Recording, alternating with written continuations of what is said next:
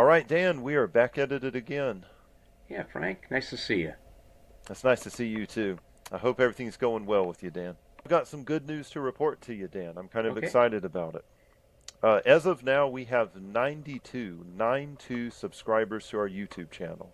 And this is a great. substantial, yes, this is a substantial jump from zero, from where we started off at. And I would like for everyone who is checking us out on YouTube to be aware of a couple of facts here.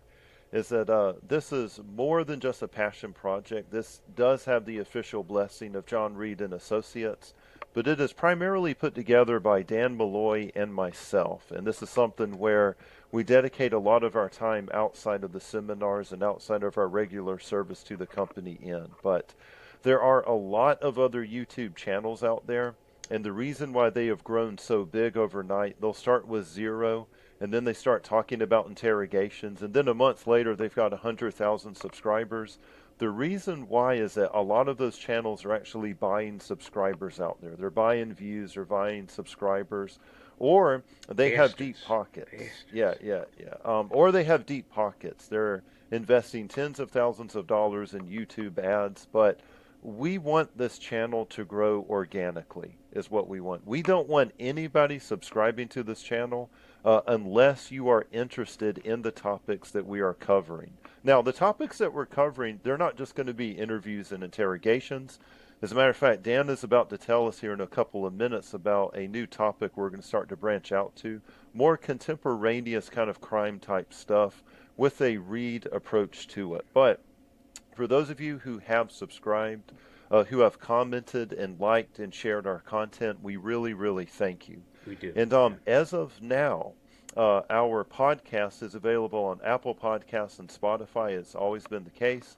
But on Spotify right now, you can actually watch us. We actually have the video up now, Dan. I don't know if you're aware of that, but Yes. uh, if you pull up the Spotify app, you can not only listen to us, but you can watch us at the same time. And you could do us a big favor if you are listening and watching on Spotify. If you could give us a follow and a review on Spotify, that's going to really, really help the algorithms find us.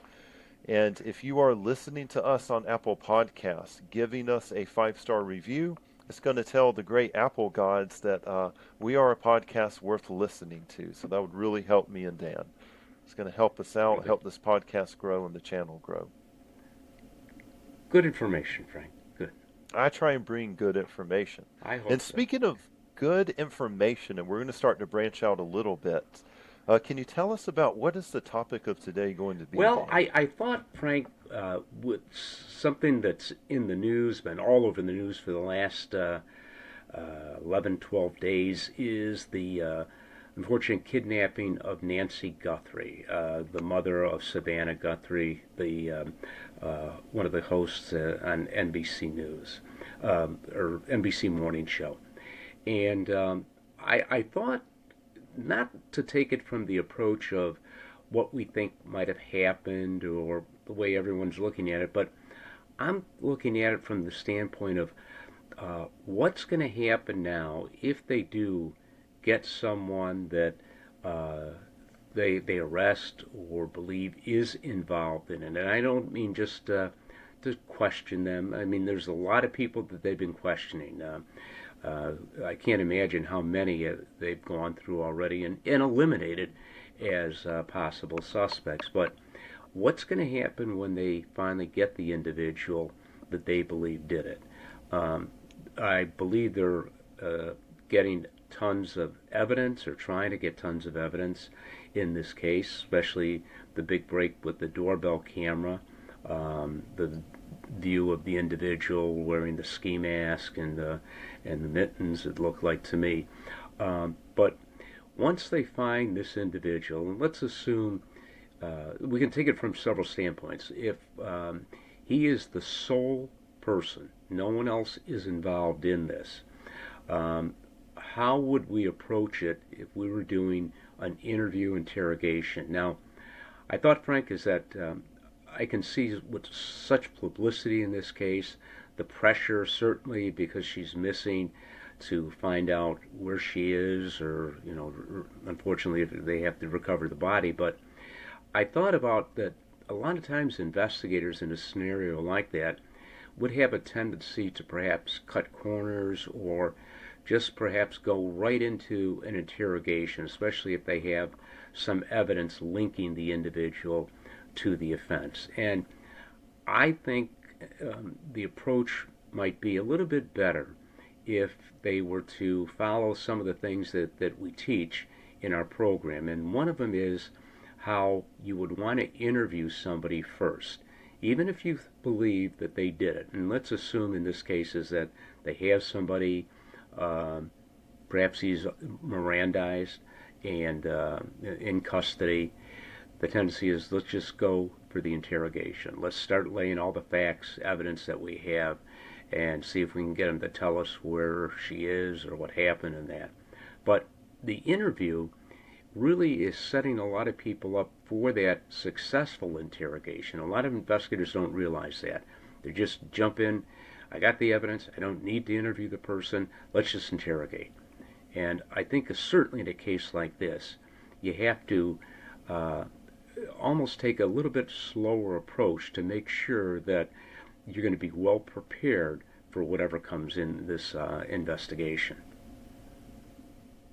Exactly, yes. And for those of us who are joining us right now, what Dan is describing is part of the three phases of the Reid technique: the factual analysis, the behavioral analysis interview, and the interrogation phase in here.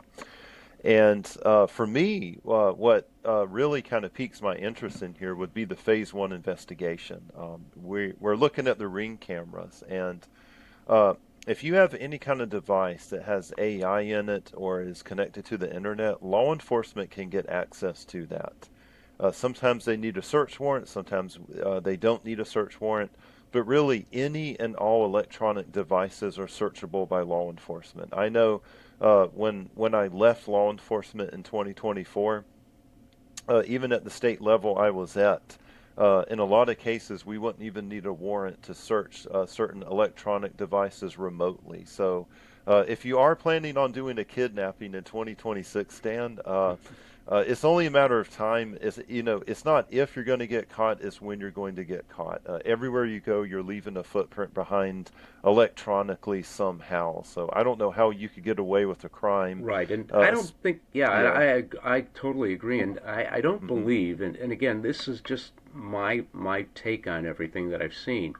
I don't believe the individual who did this is really that sophisticated in what Exactly. he did. Yes. Certainly, his appearance, wearing what appears to be mittens, going up to the door and trying to disable the ring camera by covering it with foliage, certainly didn't seem that sophisticated. And what struck me strange too is once he enters the home, the amount of time that he spent in that home before it indicated that he had left, with assuming with Nancy, uh, Savannah's mother, and which would tell me again, and again, this is just my feeling, that I would look at this as a perhaps robbery gone wrong. Now, this is assuming that he's in it by himself, Hmm. Yeah. and that he wasn't sent there to abduct her, and other people are involved in this. But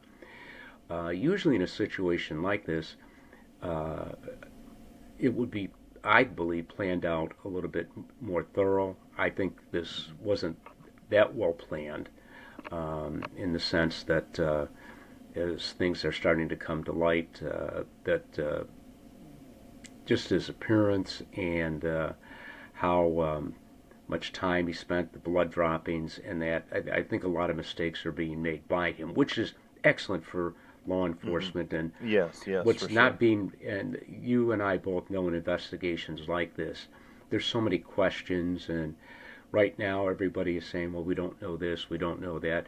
That is perhaps what law enforcement is relating to the press, the public, but from you, and you know this very well, Frank, behind the scenes, a lot more is known, and a lot more is zeroing in on the individual. But again, if I was to interview an individual, I would start out with the interview. Even though we believe Yes, he did yes, it, for sure. Mirandize him, Hmm. and then certainly if he waives his rights, begin asking him questions about this, what he knows about it, where he was, establishing first of all his alibi. And these are Hmm. things that I think is really important because from the forensic evidence, you could start um, then picking apart some of his story, which again is going to be important. Even though you may have DNA, you may have other evidence linking him to this. Get his side of it, and I think coming across like that uh, helps develop a rapport with the offender. In any case that you deal with, again, I want to stress is that how important the interview is in preparing the subject for the interrogation, because going into this, if the subject is denying involvement in it, uh, it's important I think it's important to hear, first of all, their side of the story. Even though you may know that what they're saying is still a lie, the suspect looks at you as hearing them, Hmm. um, and instead of just going in, just hammering away at trying to get him to admit it. And I think the approach, first of all, from that interview, you can uh, obtain, perhaps from them, their fears of consequence. And obviously, in anybody that you're going to interrogate, if you can overcome that fear of consequence, it's making it much easier for them to admit guilt. Now, certainly, if she's still alive, it's not as severe, obviously, as if she's deceased, but if he killed her. But again, I wouldn't even mention about the body or anything of that nature. I would look at this, first of all, as, and I think, and again, you can chime in here, Frank, if you think something else, but I would look at this as that you simply went into that house hoping to gain a few things, get a few things, more or less the robbery aspect rather than the idea of going in there for the kidnapping. And even still, if you believe that that was the motive to go in there with the kidnapping, I think it might be easier for an individual to say, well, I was just in there going to Exactly. Yes. steal something, but, I didn't want to take her or anything, and, one thing led to another. Placing them at the scene is, I think, critical right now, rather than chipping away. You take little baby steps at this whole thing rather than going for the home run. Exactly. Yes. Yes. And speaking as a former law enforcement officer myself, whoever the special agent or the deputy or the investigator who is leading this investigation, I'm not sure that they woke up one day and they thought that they were going to get a Yeah, national kidnapping case, right? So my number one concern, aside from the victim in this case, aside from the person who's been kidnapped, is whoever the lead investigator is or the special agent, take care of yourself physically and emotionally. Be sure you're getting some sleep, you're hydrating, you're eating plenty of food. And whenever the suspect is apprehended, and it's not a matter of if, it's a matter of when with today's technology right. and investigative techniques, but when this person is apprehended, at the most I would do is an initial statement. If you've been going days and days and days with very little sleep, and I've been there before, I've gone 2 or 3 days without sleep. Everyone is going all out on a case. I totally understand it. But if you need sleep, if you are hungry, whatever it is, make sure that you have plenty of sleep before you go in there and you decide to do an interview, especially before you do an interrogation.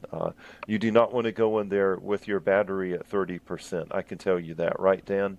Right, Because Frank, it's also important too, critical, I think, too, not only for the investigator, certainly, rest, hydrate, food, and that, but make sure that the suspect is also had something to eat, use of the restroom, because certainly, I would imagine being on the run all this time, you don't want to go in there and spend 6, 7 hours interviewing or interrogating them without any type of rest, because that's just opening up more problems for the investigator, it really is, yes. And, especially in and you, today's yeah. society where interrogations are being challenged over and over again. Even Hmm. when investigators get an admission of guilt, it doesn't. It's not an automatic lock that that admission is going to stand or a confession is going to be acceptable. Exactly, yes. And you know, one thing that I've seen law enforcement do, and I'm speaking as a former law enforcement officer, is they can really lose patience whenever they get fatigued. You're really Yep. tired, you're going and going, and then you could end up being in an interview with someone and they say something that irritates you or they say something that tries your patience, Yeah, and then you it's a lose known lie patience. to you. Yes, Exactly. Yes, and yes. fly off the handle.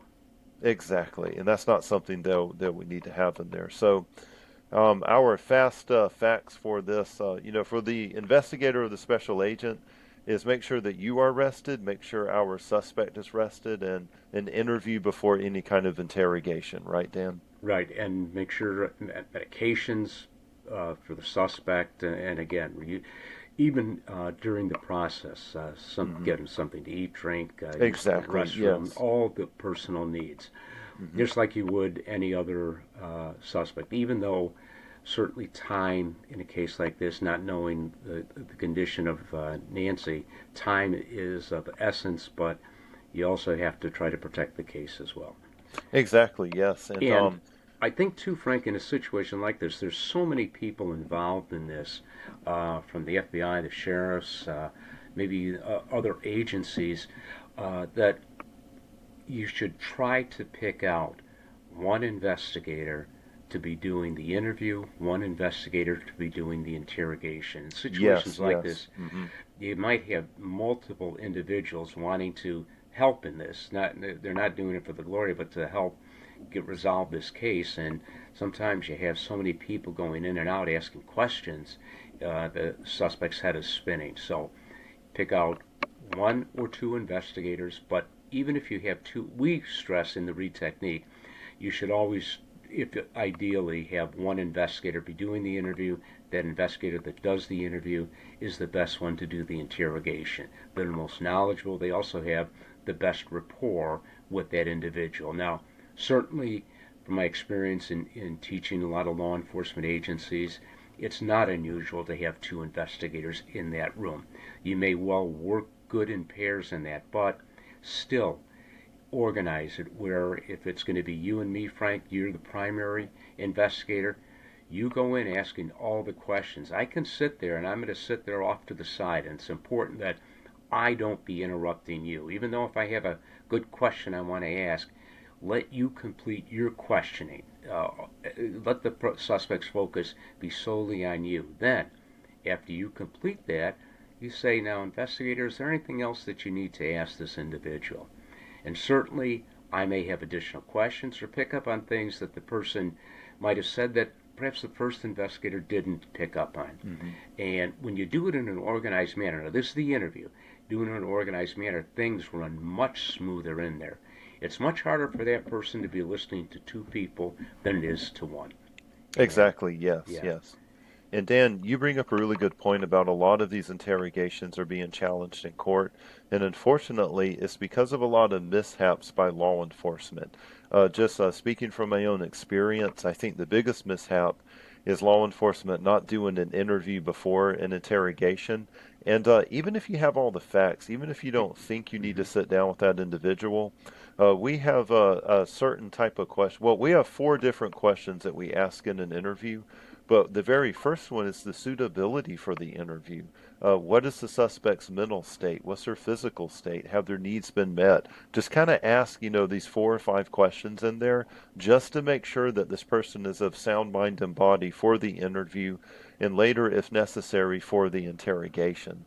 Yeah, and And I think it's yeah. important too that that investigator kind of put themselves in that subject's or suspect's position. Who Hmm. would you rather talk to? Would you rather talk to somebody that just walks in saying, is that, hey, we know you did it, here's the facts, here's what we have going against it, tell us about it? Or would you rather talk to somebody who goes in there and says, let's hear your side of the story, let's hear what you have to say, where were you Hmm. that night, what Yeah. did you do? Um, and I just think it's an approach that will ultimately save you time when it comes Exactly. time to the Yes. interrogation. A lot of Hmm. investigators don't think, well, I'm wasting time in an interview. You're never wasting time in an interview. You're preparing that person for the interrogation. You're making them less hostile towards you. And plus, the things that they're telling you in that interview may help you develop what we call, and the main focus of any interrogation is our interrogation themes.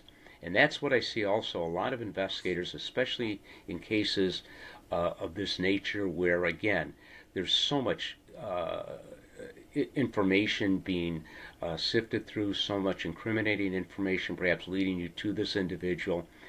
All they rely on is that you need to give the individual that you're interrogating a way to save face and Exactly. Yes. Yes. make it easier. And again, if you lay out all your facts, all your evidence, yeah, you're saying to that individual, yes, you did it, but the suspect is looking at this saying, okay, to themselves, okay, they got me, but what is the upside? What is the benefit to me in admitting guilt? And when you look at the factual approach, I'm not saying it doesn't work, it does, Hmm. but our suggestion would be to start out with an understanding approach of how this thing maybe developed, how you simply maybe overreacted when you went in there, and talk about reasons and excuses that people give us as to why they do things like this. Hmm. And maybe it is just simply many times boiling down to money. In many of these situations, the bottom line is the money. They needed money. You saw that she might have had, she was well off. You went in there, again, so late. You didn't wait for when she was out. It was so late, and you just wanted to take a few things. All of a sudden, she wakes up and that sees you there, and she starts overreacting to the situation, maybe screaming. You try to calm her down, and one thing leads to another. And I think that's something that needs to be explained so people aren't going to think that maybe you went into that house for the purpose of harming her. Exactly. Yes. A way to minimize, rationalize, and project blame away from our subject there. I just hope that my fear, Dan, is that the most crucial moments for law enforcement is that first moment of apprehending the subject, Right. making sure the victim is safe, and we're all hoping and praying that she's going to be safe, but making sure the suspect makes it law enforcement safe. But it seems like a lot of procedural missteps. The opportunity for those to arise is in that initial moment of apprehending the suspect. If they get hands on him and they manage to apprehend him and get him detained, please Mirandize him. Yes. Please Mirandize him. Luigi Mangione. Mangione, yeah. Yeah, that's right. It's the defense tried to make a motion to suppress his statement to law enforcement because you had like 14 law enforcement officers, and it looked like they were ganging up on him in a McDonald's. I know that's not what was going on, but That's the way the the statement. defense is trying to paint the picture. Exactly. Yeah. It was bounded over and it made it, but we don't need any kind of fly, in the ointments like this. So do everything by the book as soon as you make any kind of contact with this suspect. You don't want to give the defense, a vulnerability that they can later go in and exploit. And So, you would think something like that case would be so simple to get a hmm. conviction on. The individual is on video. You see him shooting the individual. But Hmm. all these things now are starting to pop up, and one thing leads Hmm. to another, and all of a sudden, some crucial evidence that you thought you didn't even have to think about now is being tossed out. Exactly. Yes, that's right. That's what And happens. I also think, too, Frank, that in a situation like this, not only do you have to give a person like this reasons and excuses for why they did something, but I also think it's important that, and one of the tactics that we really talk about in our program is called third person themes. Oh, yes, yes. I One of our like most the, powerful ones. yes, Yes. and the statement or the analogy we use is misery loves company. Yes. You don't want to hear about why you don't want to hear about uh, them doing it, and they don't want to hear why they did it. They want to hear about other people's problems that you've Exactly. dealt with. Yeah. that you've had experience in dealing with. A lot of times, that experience in dealing with situations like this is maybe perhaps of a much more serious nature, of how somebody goes in there with the purpose of doing harm to the individual, not caring about anybody. And you talk about stories that you've had experience or other people have had experience in, which is now, in that suspect's eyes, minimizing perhaps what they did in their eyes. You're never giving Exactly. them legal Yeah. justification, Hmm. but I think the minimization here would be kind of important. Again, giving them a reason to tell you why they did it. 100%. That's right. And you have to be so careful. And I've seen so many interrogators, experienced interrogators in situations like this, start to get frustrated with the person and now make statements that are really going to be stupid, such as Yeah. look, tell me you did it. If you don't, you're gonna, you're facing the death penalty. You're facing this, and all that. And the subject sees the frustration, and statements like that just scare people.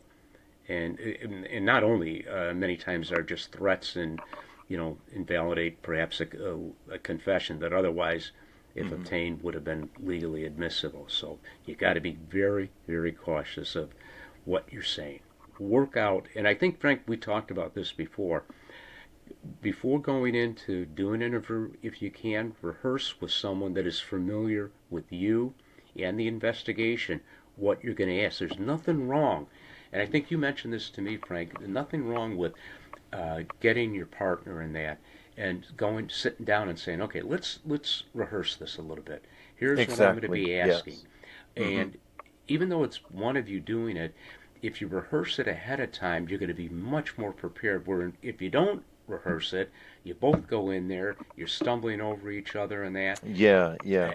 and that makes it tough. And especially too, when you go in for the interrogation, I'd ask you, Frank, what would you say to this person to get them to admit guilt? I'm going to get your thoughts. Then I'm going to say, okay, that sounds really good, Frank. How about this too? And then we start Exactly. Yes. brainstorming back and Yes. forth. Hmm. This doesn't have to take a long time to do. I mean, we're not talking about, days in that. We're talking about, could be, especially from these investigators who are well experienced in doing this, is that uh, a relatively maybe short period of time, but the more prepared you are, the smoother things are going to run. Exactly. Yes. Yes. And there's this idea floating around out there in law enforcement. And excuse me, that idea goes a little something like this. It goes, well, if we apprehend them, we need to immediately do an interrogation because if we don't, then Yep. they're not going to talk to us. And which is not true. If they made an irrational, if they made such an irrational decision, such as breaking and entering, an enhanced burglary because it's a residence, it's at night, and then a kidnapping on top of it, I have found that they typically don't make rational decisions after that, like asking for a lawyer. So, if you are the lead investigator on this, take care of yourself, take care of the suspect. And as Dan said, I would not engage until you have most of the pieces of this puzzle. Part of that is going to be what your third person theme is going to be, how you're going to run the interrogation, and how your interaction with that subject is going to look. Plan it out. Plan it out. Plan it And, out. That's right. you Yes, know, yes. unfortunately, if this does turn into be a homicide, I'm sure a lot of those investigators have dealt with situations like that where it didn't start out that way, but things escalated and things got out of hand. And you can convey to that suspect how you understand how sometimes things happen. It doesn't make it right, but you do understand how things sometimes get out of hand, how people overreact to situations, both the subject and as well as sometimes the victim. One thing leads to another, and something like this happens. Exactly. Yes. And we wish and we pray that the victim is going to be safe, right, Dan? We hope that Right. she's going to be found and everything. And I, Uh, th- I think another thing too, Frank, in a future mhm. uh, episode still along these lines, I think it would be nice for us to talk about what if he didn't act alone? What if he was Exactly. the Yes. individual just sent there? Exactly. You Yeah. you grab her, and you know let's take it from there. And I This think could we'll be go in a addressing whole that the bunch of next different time. directions. Dan, I really appreciate it. Thank you. You Frank, have a good one. you too. All right. Take care. Bye.